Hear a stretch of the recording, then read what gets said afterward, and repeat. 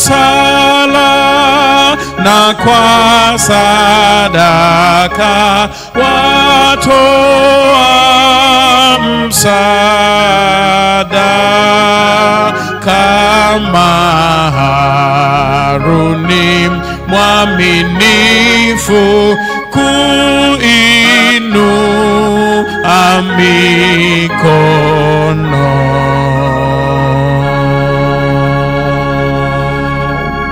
Amen.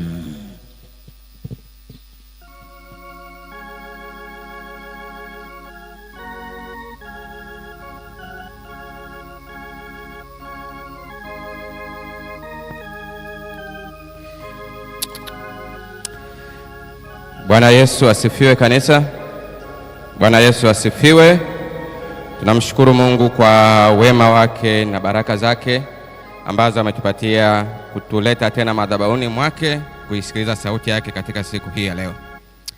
Somo letu la kesha la asubuhi la leo lina kichwa kinachosema badiliko la Mungu linahitajika. Badiliko la Mungu, badiliko la moyo linahitajika. Badiliko la moyo linahitajika. Yohana 3 fungu la 3 linasema, Yesu akajibu akamwambia, amin amin nakwambia, mtu asipozaliwa mara ya pili hawezi kuona ufalme wa Mungu. Nikodemu alikuwa na nafasi ya juu na kutumainiwa katika taifa la Israeli. Yeye pamoja na wengine walikuwa wameguswa sana na mafundisho ya Yesu. Mafundisho yaliyotoka midomoni mwa Mwokozi yalimgusa sana na alitamani kujifunza zaidi juu ya ukweli huu muhimu. Nikodemu alimwendea Bwana akifikiria kuingia katika mjadala na yeye, lakini Yesu aliweka wazi msingi wa kanuni za ukweli. Alimwambia Nikodemu, hauhitaji maarifa ya kinadharia zaidi ya kuzaliwa upya kiroho. Hauhitaji kutosheleza udadisi wako, bali kuwa na moyo mpya. Lazima upokee maisha mapya kutoka juu kabla hujatambua vyema mambo ya badiliko la moyo linalowakilishwa na kuzaliwa upya.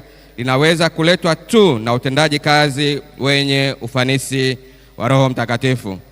Kiburi na kujipenda humpinga Roho wa Mungu. Kila mwelekeo wa asili wa nafsi hupinga badiliko kutoka kwenye kujikweza na kiburi hata kufikia upole na unyenyekevu wa Kristo.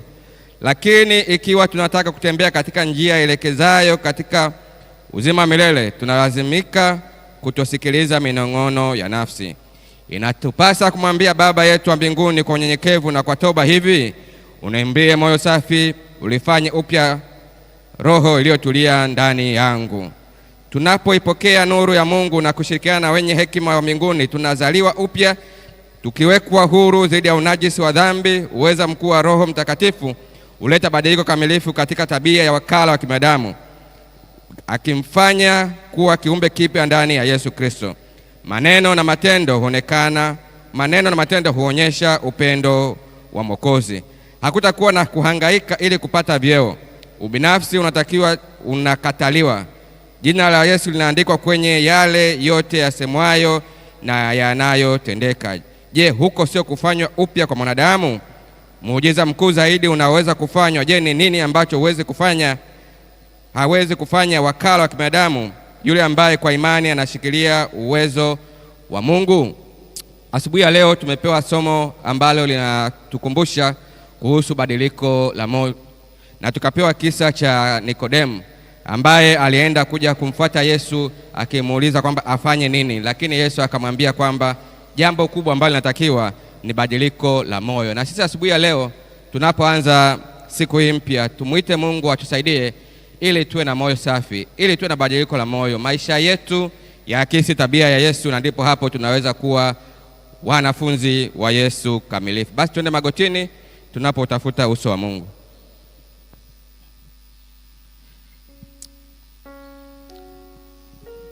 Baba yangu na Mungu wangu, Mungu mkuu, Mungu mwenye enzi, wewe ambaye ni muumbaji, rafiki yetu, wewe ambaye ni mfariji, mwokozi wetu na mkombozi wetu, jina lako takatifu litukuzwe, jina lako takatifu limidiwe. Tunakurudishia sifa, shukrani, utukufu, kwa maana enzi, mamlaka, utukufu na kustahili wewe Mungu Mwenyezi. Hakuna Mungu kama wewe, Wewe ni baba yetu, wewe ni mfalme, wewe ni Mungu wa miungu. Neema na wema umeendelea kuja kutukirimia. Tunasema asante Yesu, kwa maana fadhili zako ni za milele.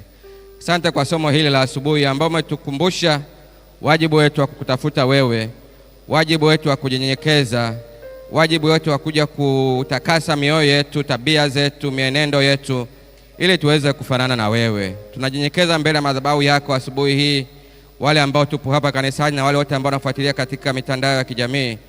Mungu, pokea mioyo yetu, pokea akili zetu, pokea nafsi zetu, pokea matendo yetu, ili yote yakafanyike na yakatendeke sawa sawa na mapenzi yako. Asante kwa siku hii mpya ambayo umetupatia. Tunapoanza Baba Mungu, anza nasi, na mwisho wa siku sifa, utukufu na shukrani tukakurudishie wewe. Ibada hii asubuhi tunaikabidhi kwako. Wahudumu wote pamoja na mchungaji Makore ambao watasimama katika ibada hii, Baba Mungu, wafunike na uwepo wako, na mwisho wa siku sifa na utukufu zikakurudie wewe Mungu. Asante kwa maana unasikia. Jibu maombi ya watakatifu wako wanayoyaomba asubuhi ya leo, na wakatende sawa sawa na mapenzi yako, kwani nimeomba na kuamini katika Kristo Yesu. Amen.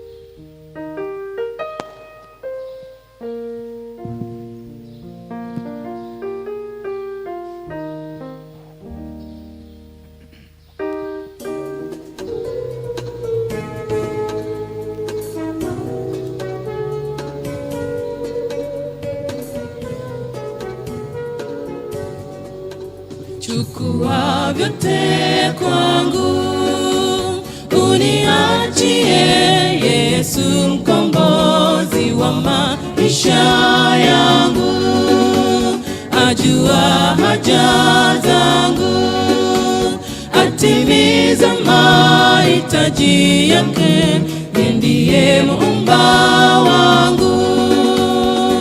Sasa naimba, acheni nimwimbie Bwana, hakika nimewekwa huru, niachie Yesu tu. Sasa naimba sifa zake, acheni nimwimbie Bwana, hakika nimewekwa huru, niachie Yesu tu.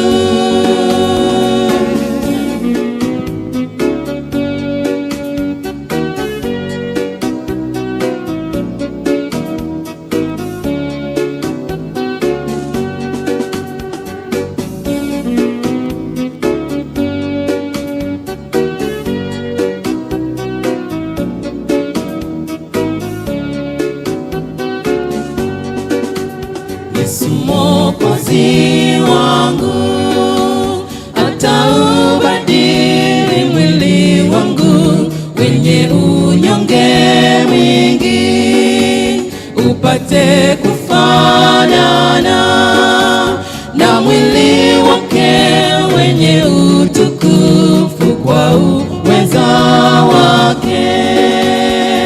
Sasa naimba, acheni nimwimbie Bwana, hakika nimewekwa huru, niachie Yesu tu. Sasa naimba sifa zake, acheni nimwimbie Bwana, hakika nimewekwa huru, niachie Yesu tu.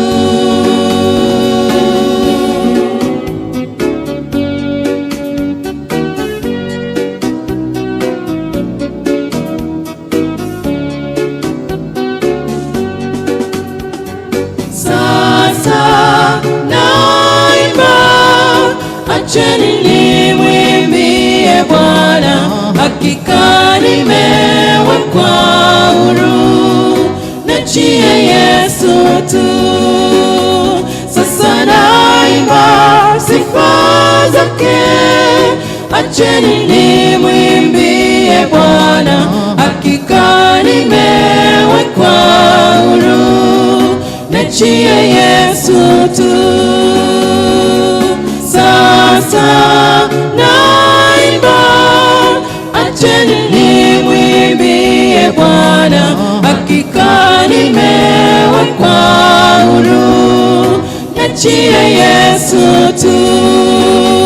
Sasa naimba sifa zake, acheni nimwimbie Bwana, hakika nimewekwa huru, niachie Yesu tu.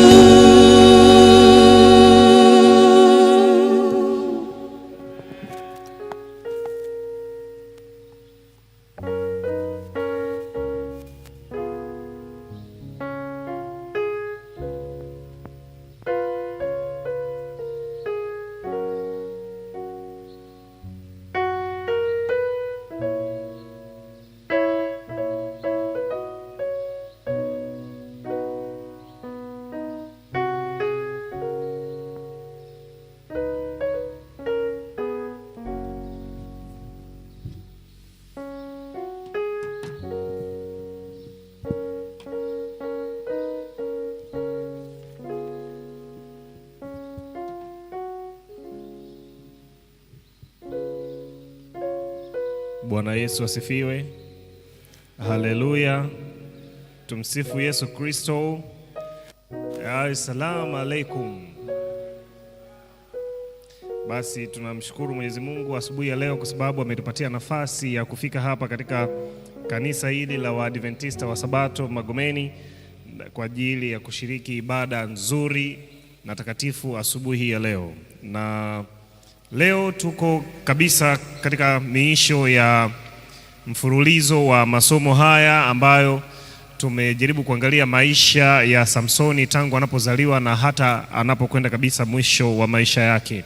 Na title ilikuwa The Divine Comeback, urejesho wa kimungu. Na asubuhi ya leo sasa nitakusihi tusome tena katika kitabu cha Waamuzi sura ya 16. Nitaanzia pale ule mstari wa 21 na nitakwenda hadi mstari wa 25. 21 hadi 25. Naam, maandiko yanasema,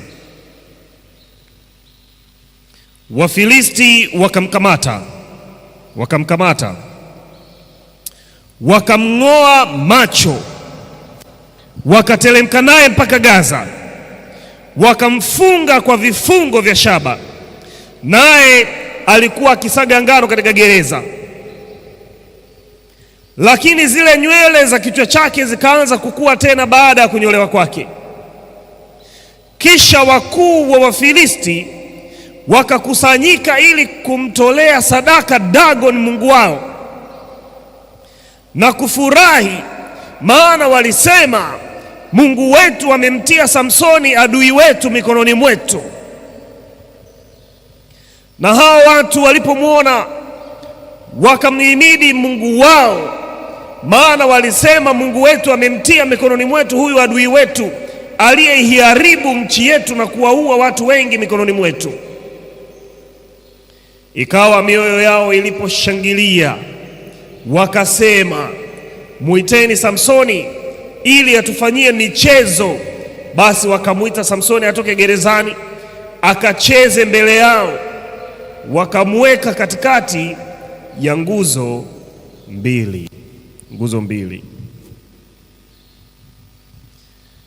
Hapa tayari Samsoni amekamatwa, na amekamatwa akarudishwa katika mji ule ule ambao hivi karibuni alikuwa ametoka kuwapiga. Mnakumbuka Samsoni aling'oa lango la mji akalipeleka kule katika kilima kinachokabili Hebron, na hiyo ilikuwa ni tangazo kwamba Mungu wa Israeli alikuwa ameshinda juu ya adui zake, alikuwa ameishinda miungu ya Wafilisti. Lakini safari hii wamemkamata Samsoni, wamemrudisha kule kule katika mji wa Dagon, mungu wa Wafilisti, na kwa kumrudisha pale Gaza ilikuwa pia ni tangazo kwamba Dagon, mungu wa Wafilisti, ambaye juu anafanana kama mtu na chini anafanana kama samaki, kwamba alikuwa ameshinda, Ilikuwa ni tangazo kwamba mungu wa Wafilisti ameshinda. Ilikuwa ni tangazo kwamba mungu wa Wafilisti ana nguvu kuliko mungu wa Israeli. Ilikuwa ni tangazo kwamba hakuna mungu wa kufanana kama Dagon, na kwa sababu hiyo wakamuhimidi Dagon mungu wao, na maandiko yanatueleza, yanasema wakaanza kumtolea Dagon sadaka. Katika huo mstari unaofuata pale anasema wakuu wa Wafilisti wakakusanyika ili kumtolea sadaka Dagon mungu wao na kufurahi, maana walisema, Mungu wetu amemtia Samsoni adui yetu mikononi mwetu. Hawa wakuu wa Wafilisti wakakusanyika wote kutoka katika miji yote, kutoka Gathi, kutoka Ekron, kutoka Ashdod, kutoka hapa Gaza, wakakusanyika ili kumtolea sadaka Mungu wao. Kwa nini? Wanasema Mungu wetu amemtia Samsoni adui yetu mikononi mwetu. Yaani Mungu wao Dagon ndiye aliyemtia Samsoni mikononi mwao, wakati wanajua kabisa walichokifanya. Walijua kabisa kwamba Delila ndiye aliyetafuta siri ya kujua nguvu za Samsoni na wakamtia mikononi mwao. Lakini sasa hivi wana attribute ushindi kwa Dagon wakati wanajua walichokifanya. Sasa mimi nilikuwa nawaza, nasema hawa watu wamekusanyika kwa sababu Samsoni ameshindwa, wamekusanyika wanatoa sadaka. Yaani wapagani hawa, yaani hawa waovu hawa, yaani hawa watu wasiotahiriwa hawa, yaani hawa watu wasiomjua Mungu hawa watu wamekusanyika kumtolea Mungu wao Dagon sadaka, kwa sababu wanaona kwamba amewashindia, wanaona kwamba amewapa ushindi, wanaona kwamba amewafanikisha, wanamtolea sadaka.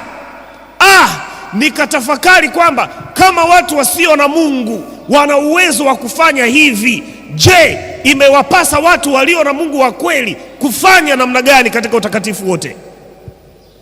Kama watu wasio na Mungu wana uwezo wa kutoa sadaka kwa miungu yao, je, watu walio na Mungu wa kweli imewapasa kutoa nini kwa Mungu wao? Kama watu wasio na Mungu wana uwezo wa kwenda baa wakahudhuria kila siku, wakanywa pombe, wanatoa pesa kwa ajili ya pombe baa kila siku, je, imewapasa watu wa Mungu kuhudhuria kanisani kila siku? Yaani kama watu wanaweza kwenda baa, wanashindwaje watu wa Mungu kuja katika maombi? Wanashindwaje watu wa Mungu kuja katika ibada? Wanashindwaje watu wa Mungu kuishiriki hata online kama wengine ambao mnafuatilia sasa hivi? Wanashindwaje watu wa Mungu kufanya maombi? Kama hawa wanaweza kwenda baa kila siku, wanashindwaje watu wa Mungu kufanya maombi kila siku?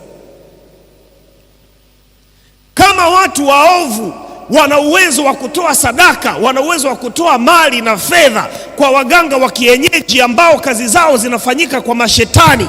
Maana niliwahi kusema hakuna mganga wa kienyeji ambaye anafanya bila mashetani. Waganga wote wa kienyeji wana mapepo, wanatumia mapepo kufanya shughuli zao. Sasa kama watu wanaweza kuchukua mali zao, wanaweza kuchukua na fedha zao wakapeleka kwa waganga wa kienyeji ili wamtukuze Mungu wao kwa sababu wamefanikisha mambo yao, je, imewapasa watu wa Mungu kutumia fedha na mali kiasi gani kwa ajili ya Mungu wa kweli, Mungu aliye hai?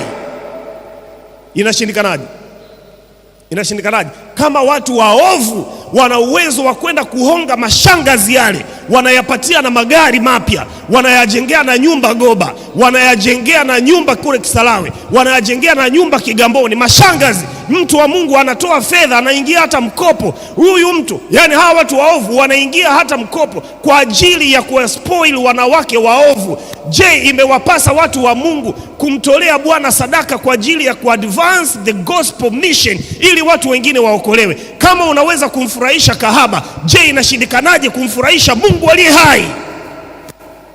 Bwana Yesu asifiwe. Bwana Yesu asifiwe. Inashindikanaje? Mungu wako yuko wapi? Mungu wako yuko wapi? Wafilisti wakamtolea Dagoni mungu wao sadaka, wakamtolea sadaka. Sasa maandiko yanatueleza hivi,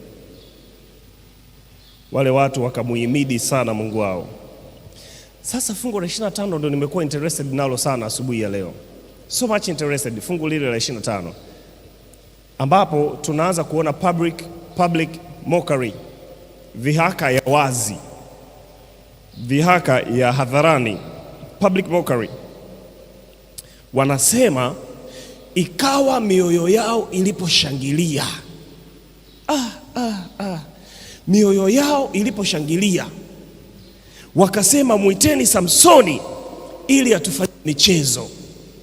Wakamwita Samsoni atoke gerezani akacheze, maana walisema mungu wao amemtia mikononi mwao. Wakamweka katikati ya nguzo mbili.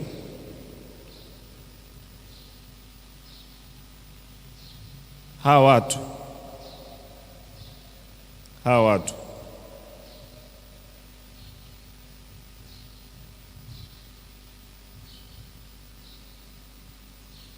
wakamwita Samsoni, wamekusanyika katika nyumba. Maandiko yanasema wakuu wote wa Wafilisti na wanawake waliokuwepo, wakuu wote wamekusanyika katika jengo lile. Watu wamekusanyika katika jengo lile, wanawake waliokuwepo, including yule kahaba aliyemkosesha Samsoni, naye alikuwepo, kama inavyosema katika Hesabu 31:16, wale waliomkosesha, wale wanaokosesha watu wa Mungu, naye yule kahaba akawepo. Watu wamekusanyika, ni wengi sana. Maandiko yanaeleza waliangamizwa lini. Kuna kujibu swali katika mwisho wa maisha ya Samsoni, lazima tutajibu maswali mawili: waliangamizwa lini na waliangamizwaje? Sasa asubuhi hii ya leo tutajibu hili swali la kwanza, waliangamizwa lini. Lile waliangamizwaje, usikose jioni ya leo tutakapokuwa tunahitimisha masomo haya. Hilo somo litakuwa zuri sana. Usikose jioni ya leo katika kufungua Sabato, tutajibu swali waliangamizwaje. Ila kwa sasa hivi tunajibu swali waliangamizwa lini.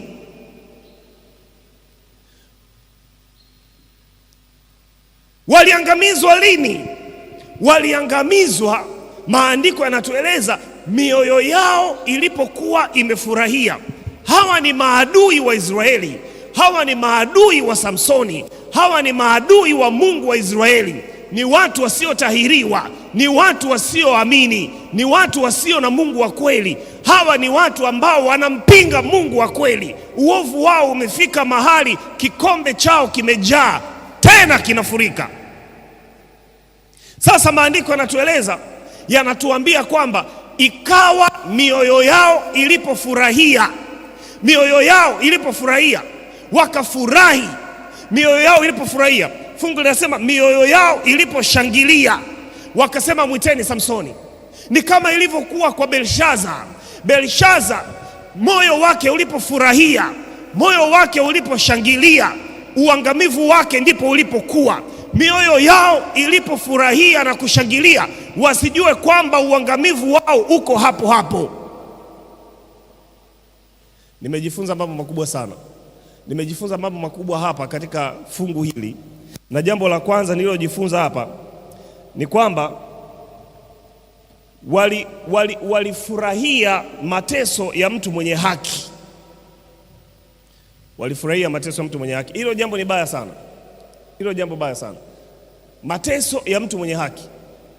Sasa tazama, walikuwa wamekusanyika watu wengi katika jengo lile, na wanafurahia, wanashangilia, wanaona wamepata ushindi, wanaona wamepata mafanikio. Na ndio maana pia asubuhi ya leo nataka niwaambieni, jamani, msiwaonee wivu watu waovu. Yaani usimuonee wivu mtu muovu unapoona kama anafurahia maisha, ameshangilia maisha.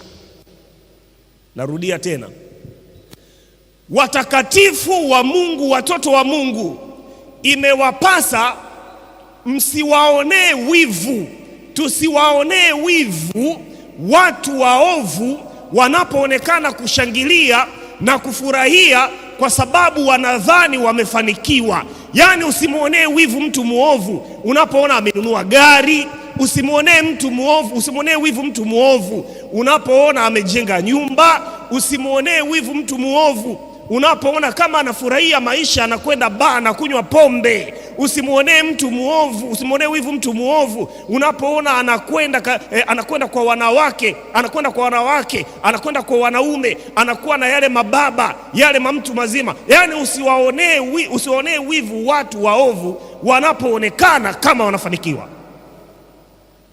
Kwa nini? Kwa sababu mafanikio ya watu waovu ni ya muda kitambo tu. Ni watu wangapi wamepata pesa za haraka halafu pia wakafa haraka? Ni watu wangapi walipata mali za haraka halafu pia wakaangamia haraka? Ni watu wangapi walipata utajiri wa ghafla halafu wakaangamizwa haraka? Ndio maana tunasema msiwaonee wivu watu waovu wanapoonekana wamefanikiwa, kwa sababu mafanikio yao ni ya muda kitambo tu. Bwana Yesu asifiwe. Wafilisti wale wakashangilia, wakafurahia. Sasa mtu anaweza kuingia kwenye mtego wa kuwaonea wivu watu waovu wanapoonekana kufanikiwa. Lakini mimi nakwambieni asubuhi ya leo, msiwaonee wivu watu waovu hata kama wanaonekana kwa macho ya nje wanafanikiwa. Maana mafanikio yao ni ya muda kidogo, na kitambo hivi karibuni wataangamia. Sasa wakasema, jamani, mleteni. Walipokuwa wamefurahia, mtu anapofurahi anafanya maamuzi ya ajabu. Mtu anapokuwa amefurahia anafanya maamuzi ya ajabu sana. Ndio maana wanasaikolojia wanasema unapokuwa na hasira sana usifanye maamuzi, lakini unapokuwa umefurahi sana pia usifanye maamuzi. Herode alimkata Yohana Mbatizaji kichwa alipokuwa amefurahia sana. Belshaza alichukua vyombo vya hekaluni mwa Bwana, vitu vitakatifu, akavitia pombe alipokuwa amefurahia sana. Walianza kumdhihaki Samsoni aliye mnadhiri wa Mungu walipokuwa wamefurahia sana. Na mimi asubuhi ya leo nataka niwaonye Waadventista wa Sabato kutoka kila mahali duniani, ikiwa na nyinyi mnanifuatilia kutoka kule online na wale mlioko hapa na wa makanisa mengine, ninawaonya kwa neno la Bwana, sio kwa neno la makole. Ninawaonya kwa neno la Bwana. Mungu anasema hivi, msiaguse mafuta yangu matakatifu. Msiaguse. Watu wa Mungu waliowekwa mafuta kuwahudumia watu wengine, watu wa Mungu waliowekwa mafuta kwa ajili ya kufanya kazi ya Mungu, hao watu kaa nao mbali, usiwaguse. Unapowagusa watu wa namna hiyo, Mungu hafurahii. 24:17 Mithali anasema, usifurahie adui yako aangukapo, Bwana asije akaliona jambo hilo akaepushia mbali naye hasira yake, jambo baya likakupata na wewe. Watu wanapofurahia mateso ya watu wa Mungu, hata kama ni kweli huyo mtu wa Mungu amekosea mwenyewe, na kwa kukosea kwake Mungu amemshusha, wewe usiingie kati ya Mungu na mtoto wake anapomfanyia marudi. Bwana Yesu asifiwe. Yaani nasema hivi, kuna wakati Mungu huwa anawafanyia watoto wake marudi. Kuna wakati Mungu huwa anawaadhibu watoto wake, na maandiko yanatueleza yeye ni mpendaye ninamuonya na kumrudi. Mungu anasema hivyo, yeye ni mpendaye, ninamuonya na kumrudi. Mungu akikupenda anakufanyia marudi. Mungu akikupenda huwa anakuonya. Mungu akikupenda huwa anakuongoza katika njia za kweli kwa ajili ya haki, kwa ajili ya jina lake. Mungu akikupenda huwa anakurekebisha. Mtu anayekupenda anakutakia mema, na ndivyo ilivyo kwa Mungu. Sasa kuna watumishi wa Mungu wanaweza kukosea na wakatenda dhambi. Kuna watumishi wa Mungu wanaweza kukosea wakatenda dhambi kabisa. Ni kweli ametenda dhambi, ni kweli. Ni kweli mtumishi wa Mungu ametenda dhambi. Anaweza kuwa mchungaji ametenda dhambi. Anaweza kuwa mzee wa kanisa ametenda dhambi. Anaweza kuwa kiongozi wa jimbo ametenda dhambi. Anaweza kuwa kiongozi wa kitaifa ametenda dhambi. Lakini sikiliza, huyo aliwahi kutembea na Mungu. Huyo Mungu aliwahi kufanya miujiza kupitia kwake. Huyo Mungu aliwahi kuwaokoa watu wake kupitia kwake. Sasa Mungu anapomrudi kwa sababu ya dhambi yake mwenyewe, Mungu anapomrudi kwa sababu ya makosa yake mwenyewe, wewe hapo jukumu lako ni kumuombea yule. Wewe jukumu lako ni kusikitika kwa ajili yake, ni kumsaidia, sio kushangilia, sio kufurahia. Mungu anapomrudi mtoto wake, unapofurahia, utakaposhangilia, uangamivu wako uko pale pale. Ndio tumeona hapo, Wafilisti waliposhangilia ndipo walipoangamizwa. Waliposhangilia ndipo walipoangamizwa. Kuna watu walikuwa wanaitwa Edom. Kasome kitabu kile cha Obadia. Pana watu walikuwa wanaitwa Edom. Wakati Nebukadneza anatoka kule Uru wa Kaldayo kuja kuwachukua Yuda na Israeli, kuja kuwapeleka utumwani, walipokuwa wanawapiga wale watu wa Edom, walikuwa Temani katika milima, wanafurahia vile jinsi ambavyo Nebukadneza anawateka na kuwaua wana wa Israeli. Wakawa wanawaonesha mpaka na njia mahali wana wa Israeli wamejificha. Wanawaonesha wamejificha kule, wanaenda wanawapiga, wanaziba na mifereji, wanaziba na mitaro ya maji, wanawaonesha wageni, wanawaonesha maadui kule mahali ambako wana wa Israeli wapo, wakatekwa wakapelekwa utumwani. Lakini Mungu anasemaje kupitia Obadia? Anasema, wewe unayefurahia Edom, nitakushusha. Hata kama ulikuwa umepanda juu kama tai, nitakushusha chini kabisa. Nenda kasome kitabu cha Obadia. Wewe acha Mungu ashughulike na mtoto wake mwenyewe. Usiingie katikati ya Mungu na mtoto wake. Wewe usiingie. Wewe jiweke mbali, jiepushe, weka mbali kabisa. Kazi yako ni kumwombea. Kama huwezi kumwombea, kaa kimya, wala usiingilie ugomvi wa Mungu na mtoto wake. Bwana Yesu asifiwe. Jamani, Bwana Yesu asifiwe.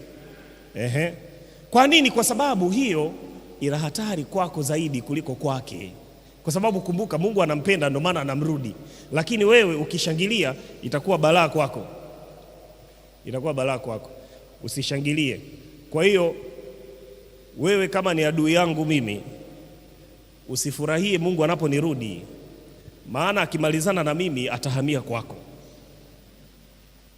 Wewe kama ni adui yangu mimi, sipaswi kushangilia ukianguka, kwa sababu Mungu akimalizana na wewe, niwe na hakika ya kwamba atakuja kwangu, atahamia kwangu pia. Mnapowaona watu hawa hivi Mungu anawarudi, msifurahie. Mnapowaona hawa watu Mungu anawarekebisha, usifurahie. Usiseme kabisa, kiko wapi, kimempata sasa. Usifanye hivyo. Kwa kufanya hivyo unaingia katika mtego, unajichimbia shimo. Mungu atahamia kwako, atakufinya katika staili ambayo hautaamini. Mimi naomba Mungu anisaidie na kunisamehe ikiwa kwa namna yoyote ile nimeshangilia mtu wa Mungu alipoanguka. Bwana Yesu asifiwe. Imani, Bwana Yesu asifiwe. Asubuhi ya leo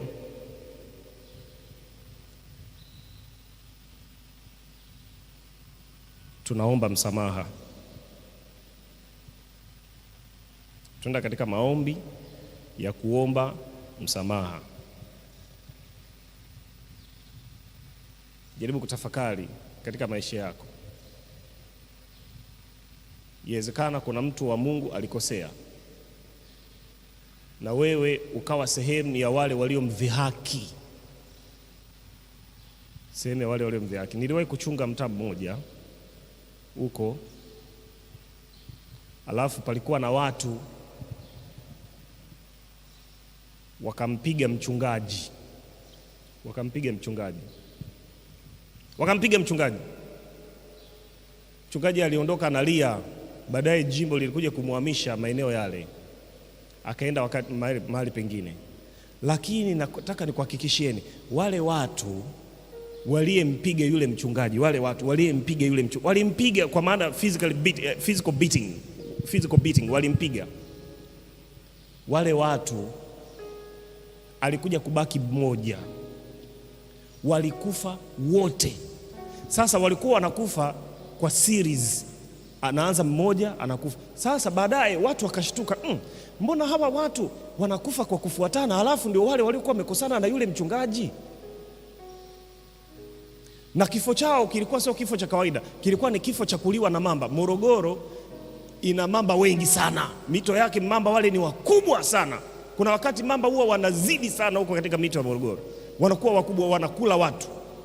Sasa hawa hakuna mshiriki mwingine aliyekuwa analiwa tofauti na wale waliokuwa wamempiga yule mchungaji, mmoja baada ya mwingine, mmoja baada ya mwingine, mmoja baada ya mwingine, akabaki the last one, akabaki mmoja wa mwisho. Watu wakatarajia huyo lazima atakufa tu wakati wote, kwa sababu wale wenzake wote ndio trend hivyo kwa inaenda. Watu wakashtuka sana, wakasema hapana, muiteni yule mchungaji. Wakapeleka taarifa kwenye jimbo, yule mchungaji akatumwa kwenda pale na mchungaji mwingine, wakaenda. Walipofika pale, wale watu wakasema, jamani, tulimkosea huyu mchungaji, ndio maana haya mambo yanatokea. Tulimpiga mtu wa Mungu, tulikosea, tumuombe msamaha. Basi wakafanya upatanisho, wakafanya utakaso, ndio maana yule mtu wa mwisho hakufa. Alibaki huyo kama wale waliokuwa wanatoa taarifa kwa Ayubu ili asimulie.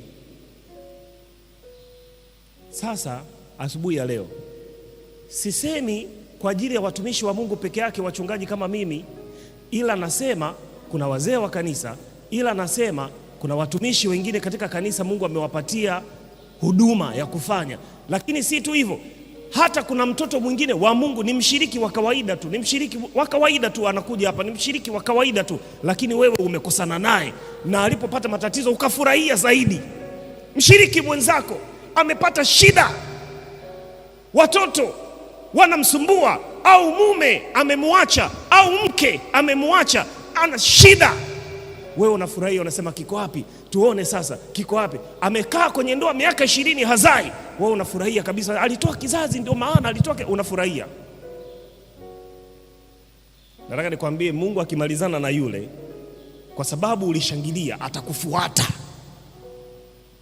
Kwa sababu ulifurahia, Mungu atakufuata. Asubuhi ya leo iwe ni asubuhi ya kuomba msamaha. Fanya upatanisho, muombe Mungu msamaha, kwamba Mungu nisamehe, kumbe nilikosea kushangilia mtoto wako ulipokuwa unamrudi, kwa sababu anayemrudi ni Mungu. Sasa wewe unafurahia Mungu anapomwadhibu mtoto wake, kwa hiyo Mungu anakasirika kwa sababu hukupaswa kufanya hivyo. Leo tunaomba msamaha, jioni tutatoa shukurani. Asubuhi tunaomba msamaha, jioni kwenye kuhitimisha tutatoa shukurani, kwa vile ushindi unapatikana jioni. Bwana Yesu asifiwe. Ushindi unapatikana jioni. Ushindi pale msalabani ulipatikana jioni, na leo ushindi unapatikana jioni. Samsoni ushindi wake ulikuwa jioni. Haleluya! Asubuhi tunajienyekeza kuomba msamaha, jioni Mungu atatushindia. Karibuni sasa msalaba wa Yesu. Msalaba wa Yesu, nikae karibu. Karibuni sasa hapa mbele, tunaomba msamaha leo na twende kazini.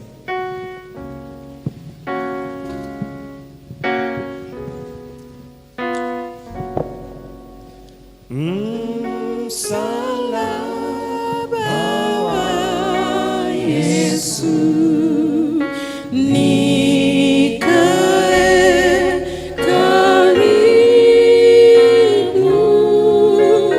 pale pana chemchemi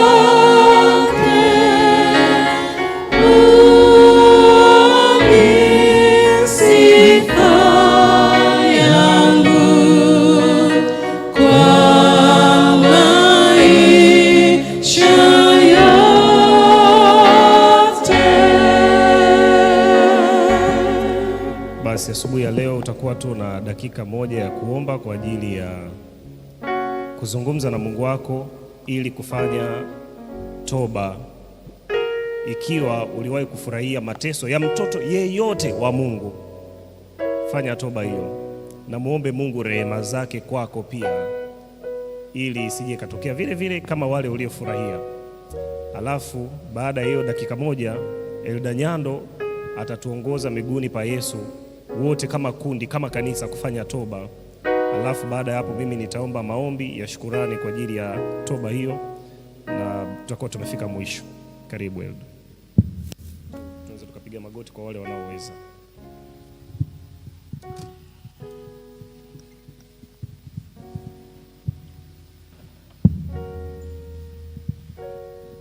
Basi tuombe kimoyomoyo kama pastor alivyotuelekeza.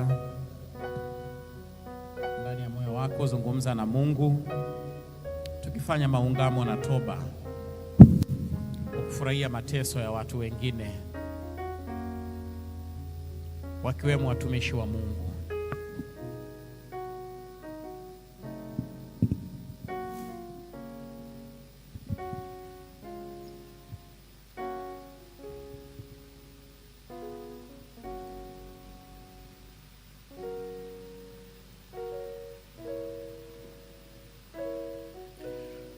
Asante Mungu wetu wa mbinguni.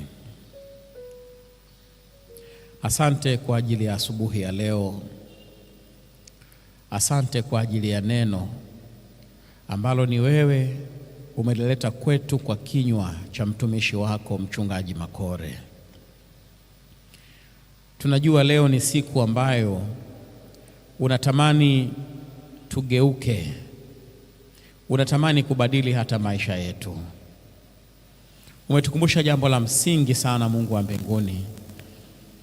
Huenda mara nyingi tumehudhuria ibada, mara nyingi tumefanya maombi, hata wakati mwingine tumefunga, lakini hatuoni matokeo kwa sababu kuna kizuizi kati yetu nawe. Kuna wakati tuliingia dhambi ambayo Wafilisti waliingia. Tumekuwa Wafilisti kwa ndugu na dada zetu. Tumefurahia mateso na changamoto wanazopitia. Wakati mwingine hata tumekosa adabu, tukawasema vibaya watumishi wako. Ni kweli huenda waliteleza, ni kweli huenda walianguka, lakini haikuwa jukumu letu kufurahia na kushangilia. Kuna wakati ambapo tumefurahia mateso ya ndugu na dada zetu. Bwana, hayo yamefanyika vizingiti kati yetu nawe, na hata wengine tunapitia matokeo ya marudi kwa sababu ya kufurahia kwetu mateso na kuanguka kwa watu wengine.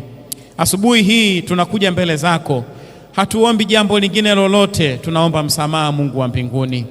Ziko nyakati ambazo tulifurahia kwa maneno, ziko nyakati ambazo tulifurahia kwa matendo, ziko nyakati ambazo hata tulifurahia kimoyomoyo kuona mtu mwingine akianguka, kuona mtu mwingine akiteseka, kuona mtu mwingine akishindwa kuendelea mbele.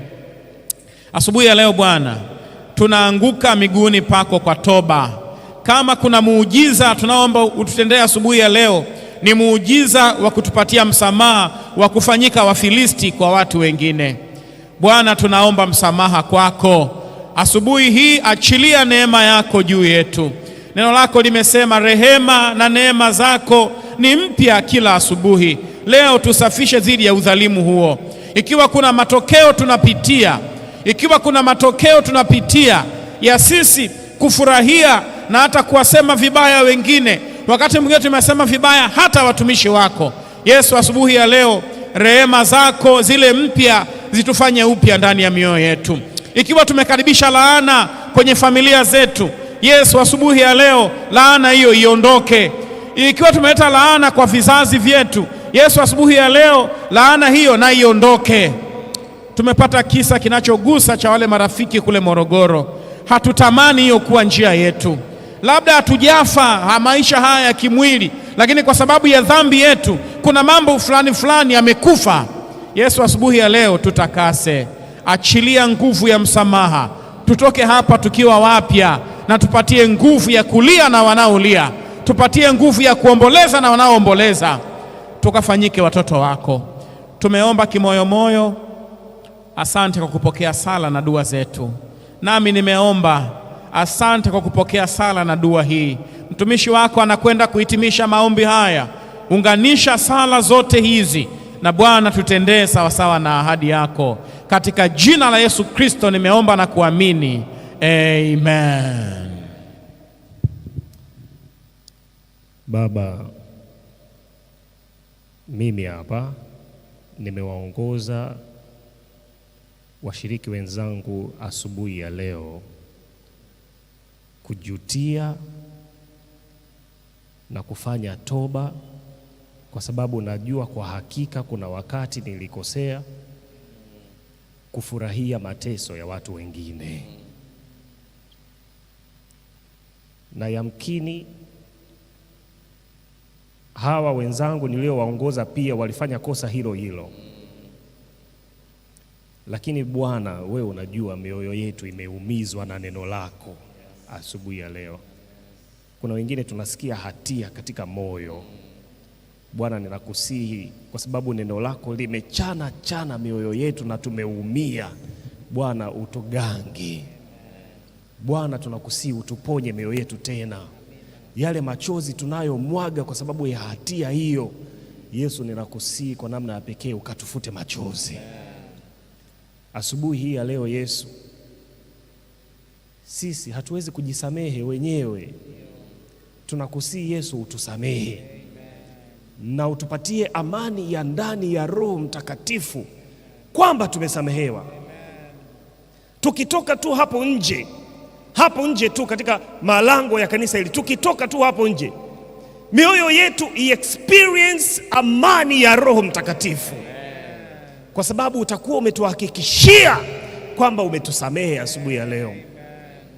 Bwana, hawa watu wako unawajua. Ikiwa kuna laana mahali popote ambayo ilikuwa imeanza kutafuna maisha ya mtu fulani, hiyo laana Bwana nakusihi uikomeshe asubuhi ya leo. Ikiwa kuna mapatilizo yalikuwa yameanza, hayo mapatilizo Bwana uyakemee, ukarudishe, ukagairi hasira yako, ukaiepushe mbali na mtu fulani aliyeko hapa asubuhi ya leo. Bwana nakusihi ututie nguvu hata sisi tulio viongozi. Kuna wakati kweli tunakosea na tunawakosesha watu wa Mungu.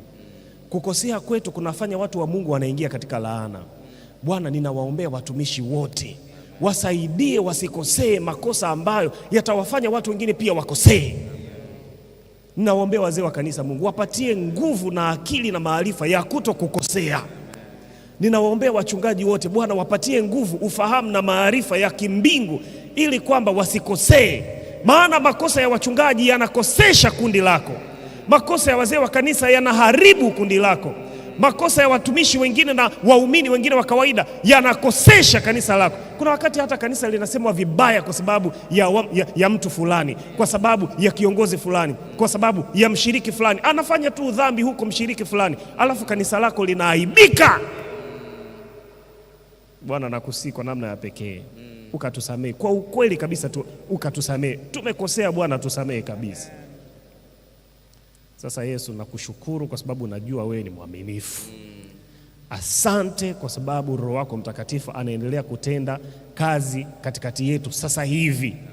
Asante Yesu kwa sababu Roho wako Mtakatifu anaendelea kuponya mioyo yetu sasa hivi. Asante kwa sababu Roho wako Mtakatifu anaendelea kusema nasi sasa hivi. Asante kwa sababu Roho wako Mtakatifu anaumba kitu kipya ndani yetu muda huu. Asante kwa sababu kutakuwa na amani. Asante kwa sababu kutakuwa na umoja. Asante kwa sababu kutakuwa na ushirikiano. Asante kwa sababu kutakuwa na kuinuliwa, na asante kwa sababu tutaokolewa siku utakaporudi mara ya pili.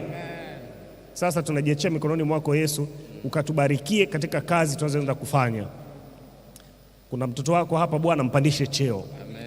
Kuna mtoto wako hapa Bwana, mtambulishe. Kuna mtoto wako hapa Bwana, biashara yake ukaitambulishe, ukaifanyie branding hata bila watu maarufu. Just do it because you can do it. We know you have that ability to do it. Bwana nakusi, itambulishe biashara ya mtoto wako fulani aliyeko hapa.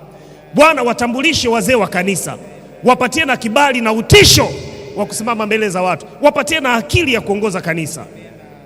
Sasa Yesu, tunajiachia mikononi mwako kwa sababu tunaamini umetutendea kwa ukarimu sawasawa na wingi wa utajiri wako. Katika jina la Yesu tumeomba, amina. Amen. Amen.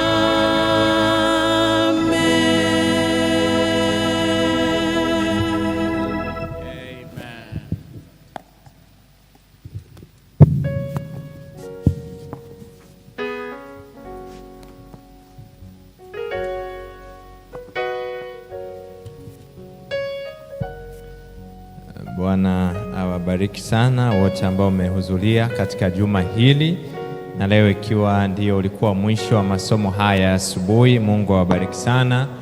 Kuna watu ambao siku zote mlifika asubuhi, Mungu awabariki sana. Lakini pia kwa namna ya kipekee na washukuru wale ambao wametufuatia kwa njia ya mtandao, akiwepo N Chaki, amekuwa mshiriki mzuri, alikuwepo Joyce Richard, Mungu awabariki sana. Wengine wengi sana ambao mmekuwa mkihudhuria hapa, lakini natambua kuna watu wametuma maombi yenu, amini ya kwamba Mungu amewasikia. Lakini kwa namna ya kipekee tunamshukuru mchungaji Emmanuel Makore Sahili ambaye amejitoa kwa ibada za asubuhi. Mungu awabariki sana. Niwakumbushe leo jioni tutakuwa na ibada ya ufunguzi wa Sabato. Niwaalike saa 12 kamili tutakuwa hapa na tutakuwa live pia. Tutakuwa na nyimbo, shuhuda na neno la Mungu katika asubuhi ya leo, katika jioni ambayo tutakuwa hapa. Together in Christ nao wamekuwa ni baraka katika juma hili. Mungu awabariki sana. Karibuni kwa wimbo.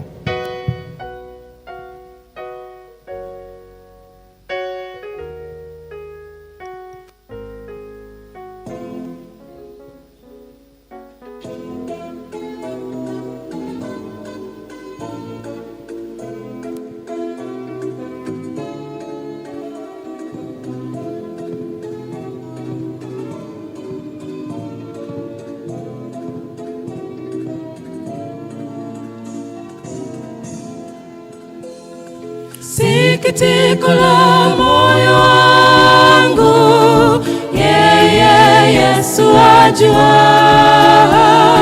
Sononeko la roho yangu, pia Yesu ajua.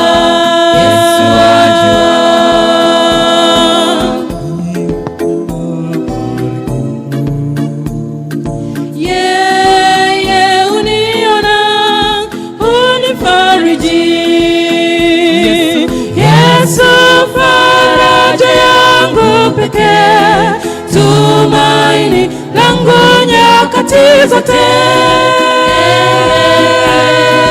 Wanadamu wanitenge, yeye yupo nami. Yesu faraja yangu pekee, tumaini langu nyakati zote. Wanadamu wanitenge, yeye yupo nami.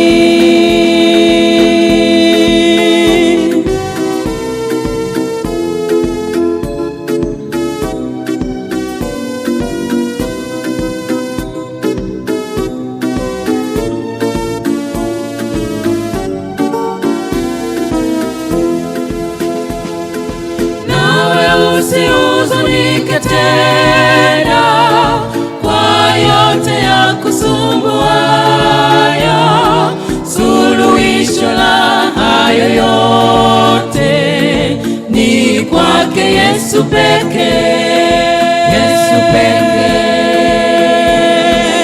Acha uoga, wasiwasi,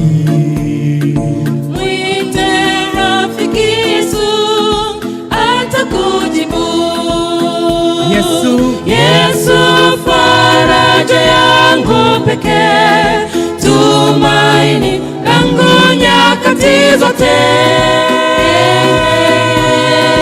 Wanadamu wanitenge, yeye yupo nami. Yesu faraja yangu pekee, tumaini langu nyakati zote. Wanadamu wanitenge, yeye yupo nami. Yesu faraja yangu pekee, tumaini langu nyakati zote. Wanadamu wanitenge, yeye yupo nami.